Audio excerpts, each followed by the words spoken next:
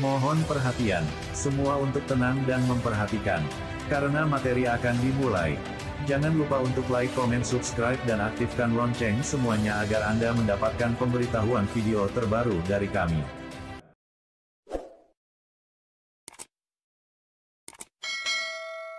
Assalamualaikum warahmatullahi wabarakatuh. Bagaimana kabar kalian semuanya? Semoga kalian dalam keadaan sehat walafiat. Tetap semangat walaupun kalian pembelajaran secara daring. Selamat datang di video pembelajaran Mapel IPA kelas 7 di SMP Nurul Islam Tanah Bayan. Pada daring kali ini kita akan membahas tentang ciri-ciri makhluk hidup.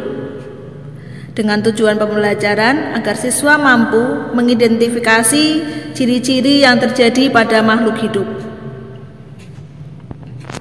Ciri-ciri makhluk hidup yang pertama bernafas, yang kedua bergerak, yang ketiga memerlukan nutrisi, yang keempat ekspresi atau pengeluaran, yang berikutnya tumbuh dan berkembang, kemudian reproduksi, peka terhadap rangsang, dan adaptasi. Untuk yang pertama, bernafas. Bernafas adalah proses pengambilan oksigen dari lingkungan dan pengeluaran karbon dioksida serta uap air. Di sini reaksi untuk pernafasan yaitu C6H12O6 atau amilum ditambah 6O2 atau oksigen, kemudian mengeluarkan 6H2O atau uap air dan 6CO2 atau karbon dioksida dan energi. Di sini pada pernafasan terjadi pernafasan aerob dan anaerob. Untuk pernafasan aerob, pernafasan yang menggunakan oksigen. Sedangkan pernafasan anaerob itu tidak menggunakan oksigen. Contohnya terjadi pada jamur dan bakteri. Di situ ada hewan yang bernafas dengan kulit, kemudian ikan bernafas dengan insang, kemudian belalang bernafas dengan trakea. Berikutnya burung bernafas dengan paru-paru dan pundi-pundi udara, kemudian manusia bernafas dengan paru-paru, dan katak bernafas dengan paru-paru dan kulit. Kemudian pada tumbuhan, pada daun bernafas dengan stomata atau mulut daun, pada batang menggunakan lentisel, dan pada akar menggunakan rambut akar. Ciri makhluk hidup yang kedua yaitu bergerak, bisa seluruh atau sebagian. Untuk bergerak yang seluruhnya atau disebut juga gerak aktif, contohnya gerak pindah tempat. Sedangkan bergerak sebagian contohnya terjadi pada tumbuhan. Contoh gerak diantaranya contoh pada kaki dan sebagian besar vertebrata. Yang kedua sirip pada ikan. Yang ketiga gerak sayap pada burung. Dan yang keempat gerak kaki semu pada amuba. Itu contoh alat gerak dengan menggunakan kaki semu. Contoh yang lain gerak pada tumbuhan yaitu gerak daun putri malu mengatup setelah disentuh. Ini gerak bunga matahari yang bergerak mengikuti arah cahaya matahari. Ciri yang berikutnya yaitu membutuhkan nutrisi. Makhluk hidup dibagi menjadi dua, ada makhluk heterotrof, ada makhluk autotrof. Kalau heterotrof itu contohnya pada manusia dan hewan yang dapat memperoleh makanan tapi tergantung dari makhluk hidup lain. Sedangkan untuk autotrof itu makhluk hidup yang dapat membuat makanan sendiri. Contohnya terjadi pada tumbuhan yang membuat makanan sendiri dengan memanfaatkan bahan-bahan anorganik dari sekelilingnya dibantu cahaya matahari. Contohnya ada hewan yang memakan makhluk hidup yang lain dan manusia juga sama memakan makhluk hidup yang lain atau sebagai makhluk heterotrof.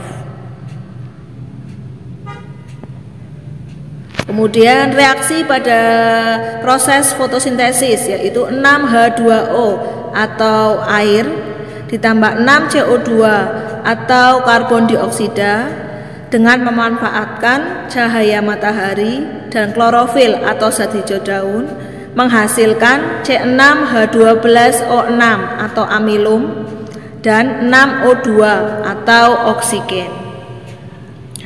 Ciri berikutnya yaitu mengeluarkan zat sisa. Semua makhluk mengeluarkan zat sisa yang berasal dari proses metabolisme yang berlangsung dalam tubuh. Zat sisa dari tubuh dikeluarkan melalui pernafasan atau respirasi, ekskresi, dan defekasi. Untuk proses pernafasan itu mengeluarkan karbon dioksida atau CO2 dan uap air atau H2O. Kalau proses ekskresi metabolisme mengeluarkan urin atau air kencing. Kemudian defekasi mengeluarkan sisa-sisa pencernaan yang berupa feses. Kemudian tumbuh dan berkembang. Sifat tumbuh dan berkembang ada dua, ada kuantitatif, ada irreversible. Yang kuantitatif itu contohnya berat, tinggi, besar, yaitu volume dan ukuran. Kalau irreversible itu maksudnya tidak dapat kembali ke bentuk semula. Itu tumbuh. Tumbuh merupakan suatu proses pertambahan ukuran atau biomasa tubuh yang bersifat tidak dapat kembali lagi atau irreversible. Gejala tumbuh dapat diukur dari pertambahan panjang, tinggi, ataupun berat tubuh. Adanya perkembangan dapat dilihat dari adanya perubahan menuju dewasa atau adanya perubahan kemampuan aktivitas tubuh. Pertumbuhan bersifat kuantitatif, sedangkan perkembangan bersifat kualitatif. Atau perkembangan adalah proses menuju dewasa. Contohnya siklus hidup ayam, dari telur jadi itik, jadi anak ayam, jadi ayam. Kemudian yang bawah itu siklus hidup tumbuhan. Kemudian ini siklus hidup dari kupu-kupu. Yang ini siklus hidup pada katak. Yang ini pertumbuhan dan perkembangan manusia.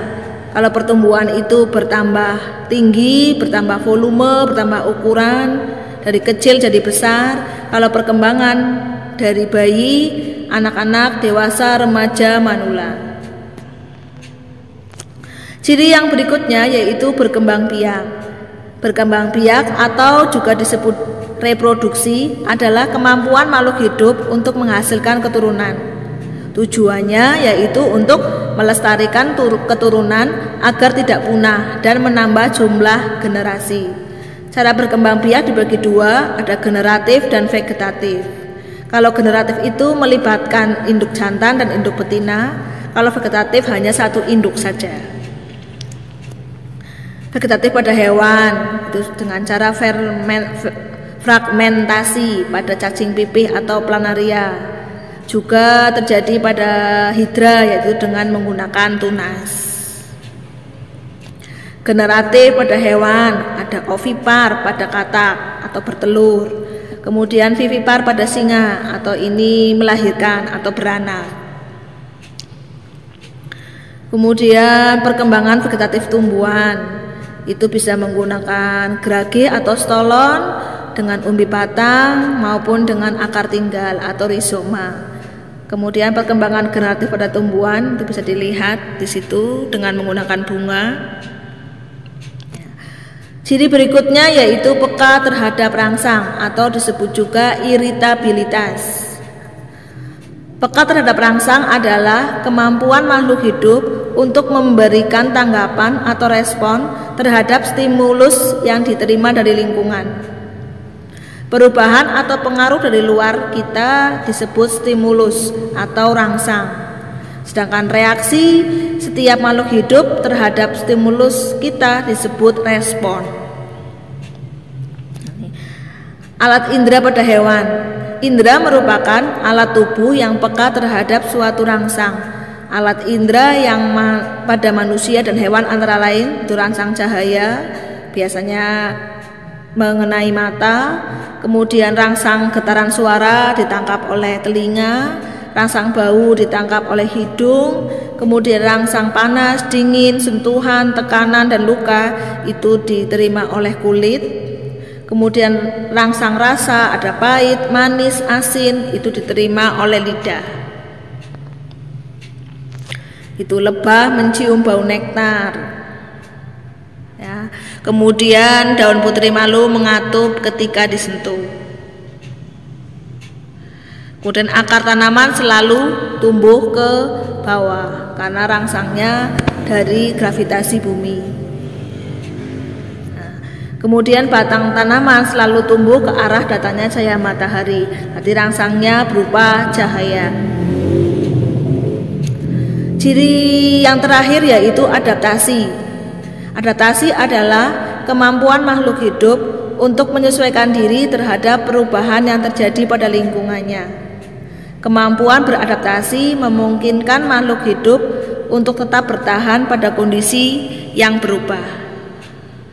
Adaptasi pada hewan, pada cicak itu memutuskan ekornya, pada kucing itu mempunyai mata yang berkilau jika terkena pada keadaan gelap, kemudian unta, kemudian pada bebek itu punya kakinya berselaput, kemudian pada kelelawar.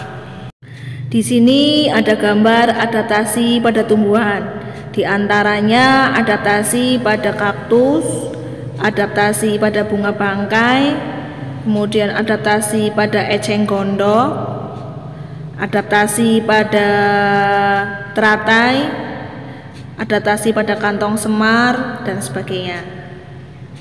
Itu saja yang dapat saya sampaikan. Tetap semangat walaupun kalian pembelajaran secara daring. Saya akhiri, wassalamualaikum warahmatullahi wabarakatuh.